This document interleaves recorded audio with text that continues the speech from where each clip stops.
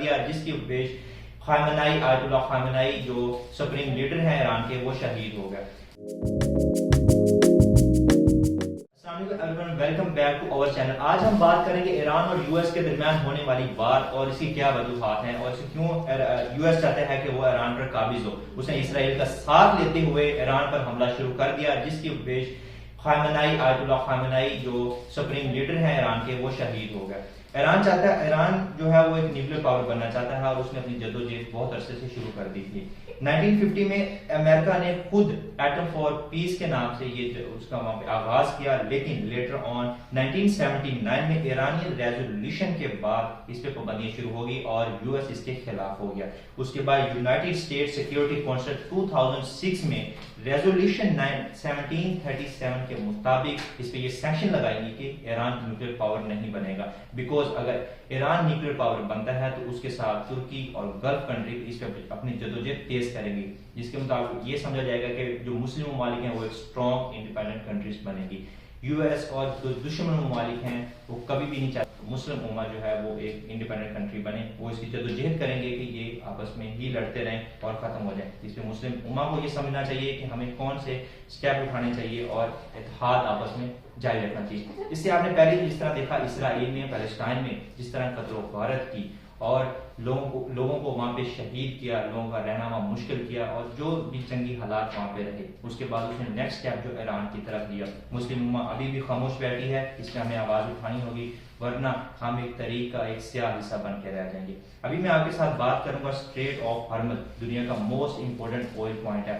اس کو کیوں دنیا کا موسٹ امپورٹنٹ آئل پوائنٹ سمجھا جاتا ہے اور ابھی اس جنگ کے دوران تمام جو دنیا کے سپریم لیڈر ہیں، جو کنٹریز ہیں جیسے چائنا، رشیا، اور یہ اس چیز پہ کیوں بازد ہیں کہ اس راستے کو کھولا جائے اور ایران اپنے تعلقات دوسرے ممالک کے ساتھ کس طرح سے رکھے گا اور ٹریڈ کو کس طرح سے جاری رکھے گا۔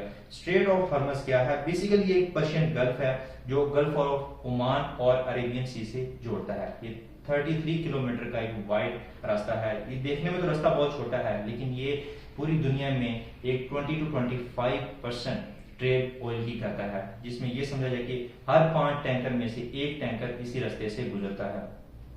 اس کے بعد ہم آپ کو اور اس کے بارے میں بتائیں کہ یہ راستہ جو ہے آئل پروڈیوسنگ پرشین گلف کے اندر جتنی بھی میجر آئل پروڈیوسنگ اسٹیٹس ہیں جو سعودی عرب، عراق، کویت، قطر اور یونائٹڈ عرب ایمریٹس، ان سب کو آئل ایکسپورٹ آلموسٹ اسی نیرو روٹ سے ہی کیا جاتا ہے۔ وہ کہیں نہ کہیں اسٹریٹ آف ہارمز سے گزرتا ہے اور دوسرے ممالک تک پہنچتا ہے۔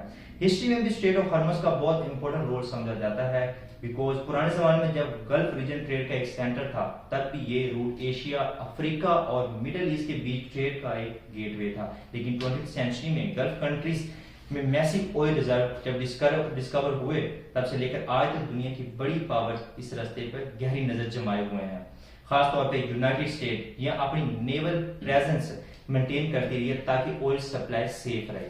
اس کی وجہ یہ ہے کہ نیوی کا United state 5th flat navy Bahrain میں اسٹیشن ہے۔ اس ریجن کے پولیٹیکل ریلیشن بھی کافی کمپلیکس ہیں۔ اسٹیٹ کے نارتھ پر ایران ہے جو اکثر گلف کے عرب کنٹریز اور اس کے ساتھ ٹینشن میں رہتا ہے۔ دوسری طرف گلف کا عرب اسٹیٹ ہے جیسے سعودی عرب، یو اے ای اور بحرین، جنرلی یو ایس کے کلوز الائز ہیں اور وہ بالکل نہیں چاہتے کہ یہاں پہ ایران بھی قابض ہو، اس لیے وہ تمام تر ایران کا ساتھ اس جدوجہد سے نہیں دے رہے جس طرح ان کو دینا چاہیے۔ ایز اے مسلم ہمیں اس چیز کے بارے میں سوچنا چاہیے اور ہمیں دیکھنا چاہیے کہ ہم اس کے بارے میں کون سے انیشیٹو لیں اور ہم ایک مسلم امہ میں اتحاد پیدا ہو اور ہم اپنے معاملات کو بہتر سے بہتر حل کر سکیں۔ پاکستان میں بڑھتی ہوئی مہنگائی کی ایک وجہ بھی یہ ہے کہ یہ اسٹریٹ آف ہارمز اور یہ راستہ بند ہونا، آئل ٹینکر نہ پہنچنا، جس کے آپ اثرات پاکستان میں دیکھ رہے ہیں کہ نہ صرف آئل ریزرو جو 55 روپیز مہنگا ہوا، جو ہماری گورنمنٹ اس کو مزید مہنگا کرنے کے لیے بھی دیکھ رہی ہے۔ ہم یہ جاننا چاہتے ہیں کہ کب تک ہم ایز اے مسلم صرف اسی چیز میں پستے رہیں گے کہ ہم ان کے حکمرانوں کے تابع رہیں گے، جو جس چیز پہ ہمیں سرداری کرنی چاہیے وہاں پہ غیر مسلم لوگ جو ہیں وہ سرداری کر رہے ہیں۔ اس کی وجہ یہ ہے کہ ہمارے درمیان جو اتحاد نہیں ہے، ہمیں اس کے بارے میں آواز اٹھانی چاہیے اور ابھی اگر ہم آواز نہیں اٹھائیں گے تو ہم بھی ختم ہو جائیں گے۔ آپ نے یہ دیکھا ہوگا کہ جب بھی غیر مسلم ممالک نیوکلیر پاور بننے کی بات کرتے ہیں تو تمام جو غیر مسلم ممالک ہیں وہ ان کا ساتھ دیتے ہیں، تمام لوگ اکٹھے ہو جاتے ہیں۔ یو ایس کے ساتھ ابھی یو کے نے بھی جس طرح اتحاد کیا اور انہوں نے اس کا ساتھ دینے کا فیصلہ کیا، تو ہم مسلم ممالک ایک دوسرے کا ساتھ کیوں نہیں دیتے؟ ہم کیوں نہیں چاہتے کہ ایران بھی ایک انڈیپینڈنٹ نیوکلیئر پاور بنے. کیا آپ نے کبھی یہ سوچا؟ آپ اس کے بارے میں ضرور سوچیں اور اپنے جو رائے ہے وہ کمنٹس میں اظہار کیجیے گا، اور مزید اس طرح کی ویڈیوز کے لیے ہمارے چینل کو سبسکرائب کریں. Thank you very much.